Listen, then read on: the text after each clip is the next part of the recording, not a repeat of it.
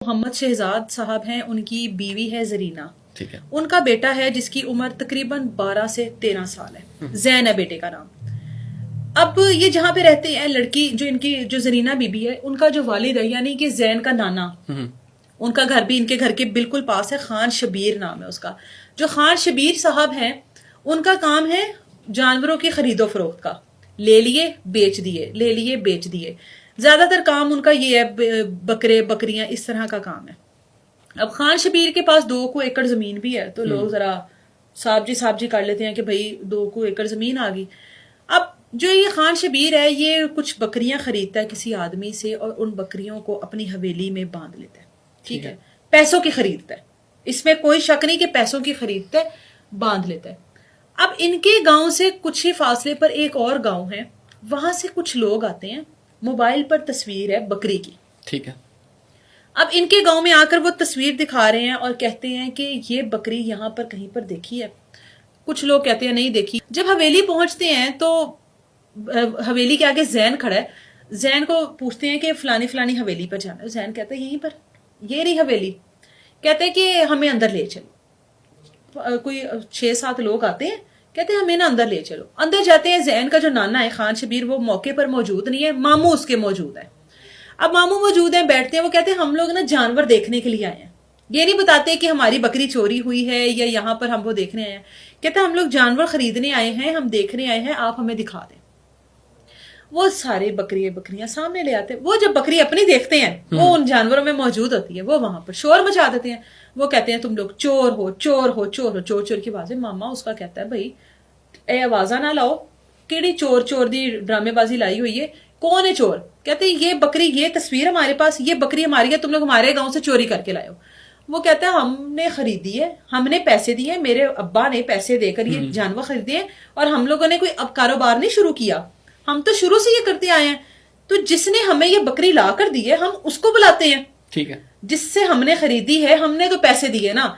अब जो ये लेकर आया है चोरी तो उसने की होगी, तो उसको चोर को सानू क्यों चोर चोर दी तुसी आवाजा ला रहे हो। अब जनाब इतना शोर शराबा पड़ता है कि 15 पे कॉल की जाती है, पुलिस आ जाती है, पुलिस की नफरी आ गई। पुलिस आकर इन सारों को ले जाती है थाने, ठीक है। उनको भी और इनको भी, जो आए हुए थे इनको भी। पुलिस को कहते हैं जी ये चोर है, इन्होंने हमारी बकरी चोरी की है, हम लोगों ने मोबाइल पर तस्वीर रखी है, हम लोग हर जगह से पूछताछ कर आए हैं, इनकी हवेली में हमारी बकरी है। अब वो जो इसका मामा है जैन का, वो कहता है पुलिस को कि हम लोगों ने खरीदी है, ये मामला ऐसे नहीं है। उतनी देर में जो खान शबीर साहब है वो भी थाने पहुंच जाते हैं। थाने पहुंचते आगे देखते हैं जी थाने में तो चोर चोर की आवाजें लग रही हैं और थाने में तो रौला पड़ा हुआ है।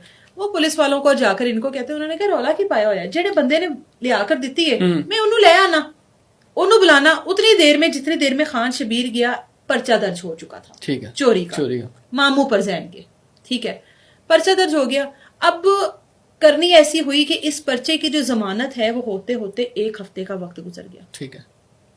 अब FIR जब हो जाए तो उसके बाद आप कुछ नहीं कर सकते, वो तो हो गई FIR, तो अब किसी तरीके से जमानत होनी है, बाद में मामला खत्म होने हैं। अब 1 हफ्ते के बाद मामू जो है वो वापस आता है, जमानत होती है, फुल गुस्से में लाल पीला आके कहता है मैनू वो बंदा दसो जिन्हें इन्हां नूं हवेली तिकर लियांदा। तो जैन ले गया। वो तो जैन सबसे पहले पता लगता है जी दुकानदार अली, ठीक है।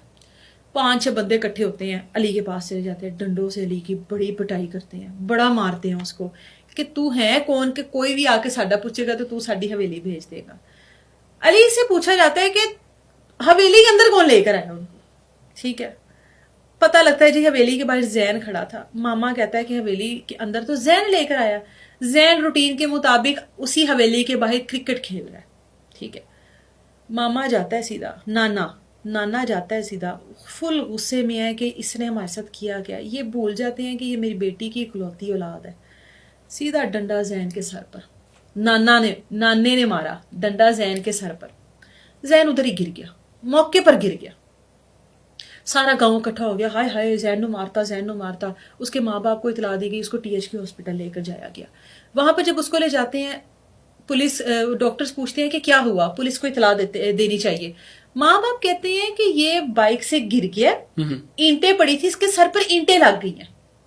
नहीं बताते कि नाना ने मारा है, ठीक है। माँ बाप को ये लगता है कि जैन ने तो बच जाना है, तो ये घर की बात है, अभी तो मामा जमानत करवा कर आया है, अभी हम एक नया पर्चा दे दें, پھر اس کو اس کا نام لکھ دیں یا نانے کا نام لکھ دیں. ماں باپ کہتے ہیں کہ بس وہ گر گیا, اینٹیں لگی ہیں, کوئی پولیس کا معاملہ نہیں ہے, حادثہ ہے یہ. تو زین کو آئی سی یو میں لے جایا جاتا ہے.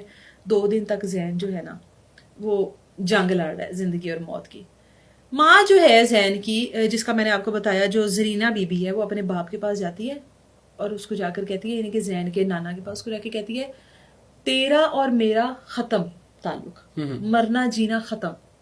اگر میرے بیٹے کو کچھ ہوا تو میں مطلب تم لوگوں میں سے کسی کو بھی نہیں چھوڑوں گی. تب تک اس کی ماں کو لگتا تھا میرا بیٹا بچ جائے گا, میرے بیٹے کا علاج چل رہا ہے, سانسیں چل رہی ہیں, میرا بیٹا بچ جائے گا.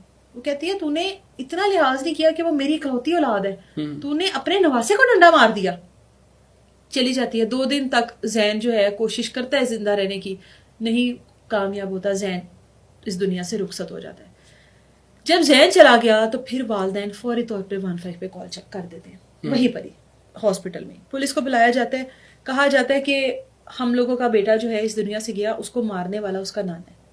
پولیس کہتی ہے آپ لوگوں نے تو اس کو حادثاتی چیز کہا تھا کہ حادثہ ہوا, بائک سے گرا, اینٹیں لگ گئی, تو یہ تو کیسے ہو گیا؟ پھر اس نے بیان کیوں نہیں دیے, اب کیوں بیان بدلے ہیں؟ ماں کہتی ہے کہ میں سمجھ رہی تھی کہ میرا بیٹا بچ جائے گا, میرا بیٹا نہیں بچا.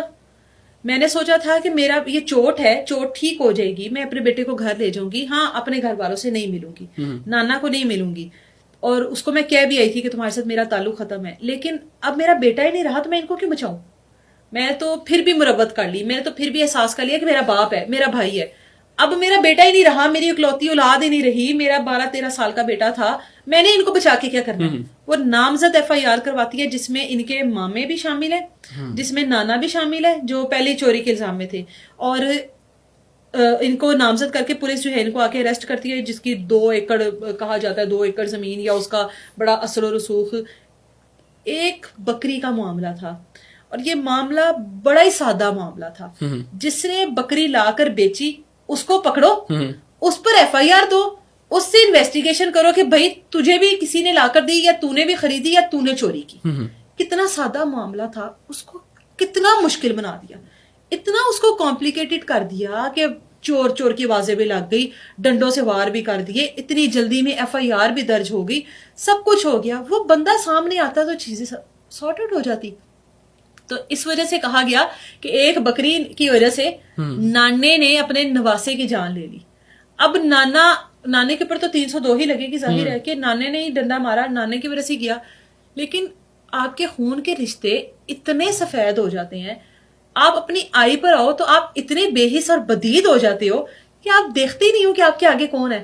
نہ آپ نے دکاندار لڑکے, وہ بھی کوئی بہت بڑی عمر کا لڑکا نہیں تھا, اس کو نہیں چھوڑا. اب کوئی اگر آ کر پوچھتا ہے, آپ سے پوچھتا ہے کہ فلانی جگہ کدھر ہے, آپ تو بتاؤ گے اگر آپ کو پتا ہے. نارمل چیز ہے, یہ تو نارمل ہے کہ گاؤں میں تو بہت ہی نارمل ہے کہ کوئی بھی اگر کوئی باہر کا بندہ آتا ہے وہ کہتا ہے کہ بھائی فلانا, تو سب کو ایک دوسرے کا پتا ہوتا ہے گاؤں میں. تو اس نے کہہ دیا کہ آپ حویلی سے, کیونکہ حویلی میں جو جانور ہیں وہ خرید و فروخت کرتے ہیں, لیکن اس کو نہیں پتا تھا کہ یہ معاملہ, یہ ایک بکری کا, بکری کتنے کی ہوگی, 30,000 40,000 اتنے کی ہوگی, میں ایگزیکٹ اماؤنٹ میں نہیں جانتی ہے کیا کتنے کی ہو سکتی ہے.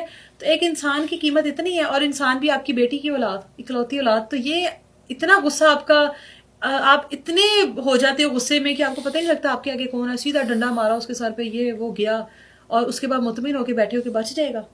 ہر بار نہیں بچتا انسان, کبھی کبھار کوئی چوٹ ایسی لگ جاتی ہے جو اس کی جان لے لیتی ہے. ٹھیک ہے.